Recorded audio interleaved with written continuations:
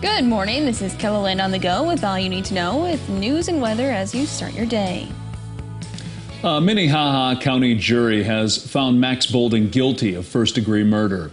Bolden shot and killed Benjamin Donohue in downtown Sioux Falls in October 2019. Investigators say the two men knew each other and didn't get along. Bolden was on the run for more than a year and was eventually arrested in Tennessee. As the verdict was read, there was a heavy law enforcement presence both inside and outside the courtroom. Bolden's sentencing has not been scheduled. Mitchell police are asking for the public's help in finding a dog and its owner involved in a biting incident in the north central part of the city. Authorities say it happened around 6 o'clock Thursday morning in the 500 block of East 5th Avenue. A person was bit by a large black dog. It's described as a lab husky mix. Officers and animal control searched the area but have not found the dog. If you have any information, you're asked to call Mitchell Police. Officials with Custer State Park say a vehicle hit a young bighorn sheep on Tuesday. The incident happened near the Grace Coolidge campground. When crews arrived, the driver had already left the scene. Park conservation officers examined the animal and made the decision to put it down due to its injuries. Officials say Custer State Park has a speed limit of 35 miles per hour, so drivers have time to react in case an animal tries to cross the road. One man is dead after a Wednesday morning crash south of Coleman. The South Dakota Department of Public Safety says an ATV was heading east when it went into the ditch and stopped at a barbed wire fence. The 48-year-old driver was pronounced dead at the scene. South Dakota's Highway Patrol is investigating the crash. Well, now let's get a check of our forecast with meteorologist Adam Rutt. Some rain moving through central KELOLAND this morning, Adam. Absolutely, and it is a very welcome sight out in central portions of KELOLAND where they've been really hurting for some rainfall, and we have that very much in place out there. We also have a very nice sight this morning, taking a look west from Gregory and Parker as well. It has been a beautiful little rainbow out there. A nice little thing to see on this Friday morning. Meanwhile, temperatures holding in the 60s in many locations. Some 50s, though, to the northeast. We even got as low as 48 degrees in Brookings earlier this morning. They are now at 54, 50 Sisseton, 60 at the airport, 62 in Pierre and Mulbridge. Winds really aren't going to be too much of an issue. The main thing today is going to be a rain at first, a couple of thunderstorms possible later this evening, and then a lot of dry weather as we head towards September. We'll talk about that and the rest of your extended outlook coming up in just a little bit. Thank you, Adam. Organ donations are not only beneficial to the person who receives them, but they can also help with the healing process. Angela Hines died in a rock climbing accident last weekend in the Black Hills. Her family says her organs have already helped save more than 4 lives, and there is likely more to come. According to LifeSource, more than 3,000 people are currently on an organ waiting list in the upper Midwest.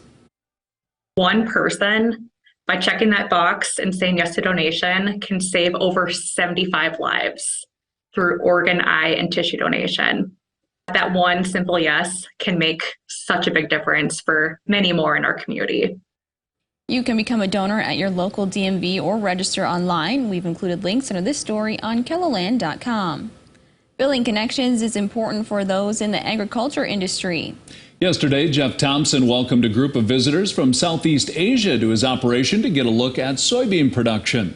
Southeast Asia is one of the main markets for South Dakota soybeans, so this tour gives both the farmer and the buyer a chance to build that connection before doing business together.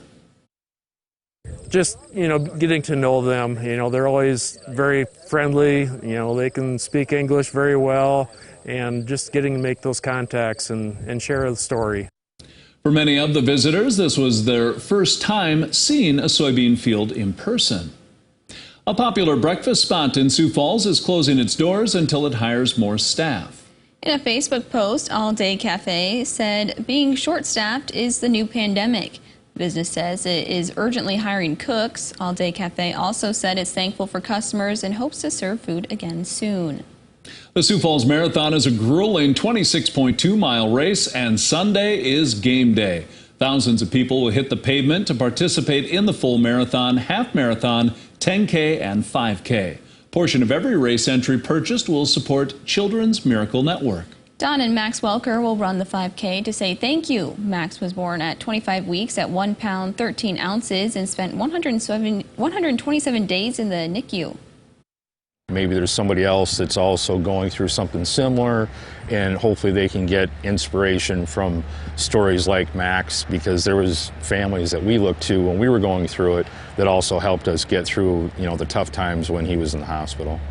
Max is now 19 years old. The full marathon starts at 6:30 Sunday morning at Howard Wood Field. A long list of streets will be closed at points during the race. Northwestern Avenue will be closed from Russell to Burnside from 6 a.m. to 1 p.m., while Dakota Avenue will be closed from 13th to 9th Streets from 7:30 a.m. until 10 a.m.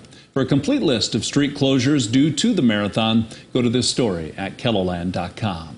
And that's a look at some of our top stories. Now let's get one last look at your weather with meteorologist Adam Rutt. Adam? Well, we'll have rain for a little while longer as this slug of moisture moves to the north and east. The bulk of this up toward Pierre into Mulbridge, Eagle Butte as well. Some very beneficial rain in areas that have severe and extreme drought in the Cheyenne River region. Also a ribbon of showers and a few embedded thunderstorms from Huron to Mitchell and to Yankton. That's going to try and push eastward toward the I-29 corridor through the morning commute. But much of the day is pretty quiet, especially the further south and east you go.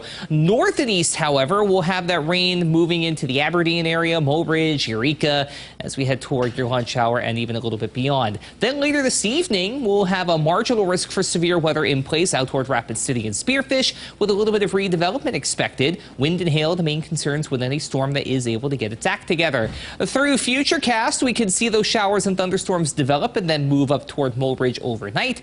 Saturday features a chance of scattered showers and thunderstorms in central and eastern KELOLAND, and then a small chance for rain as we go into your day on Sunday, especially up to the north and east. But once we get to the start of your next work and school week, that is just about it, as we favor odds for above average temperatures and below average rainfall across the region as we head into September. Highs today in the 70s to the northeast, 90s in the southwest. Will split the difference in between, with lows predominantly in the 60s to low 70s to the east, a few 50s out to the west. The rest of your 7-day forecast is more often than not pretty seasonable, but we will have a couple of warm days at first, including Saturday and Sunday in Sioux Falls, with a few thunderstorms possible for the first half of the weekend. Beyond the 7-day forecast, again, it's dry and it's warm as we head toward Labor Day weekend. Have a great day, everybody. For more on your local news, weather, and sports, you can always head on over to KELOLAND.com.